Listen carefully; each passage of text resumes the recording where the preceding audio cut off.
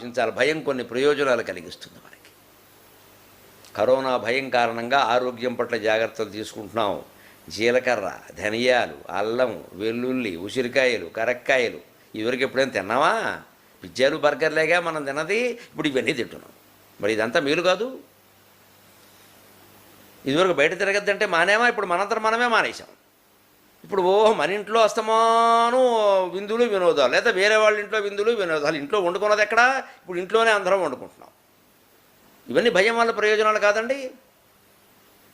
అంచేత భయం వల్ల ప్రయోజనాలు ఏమిటి?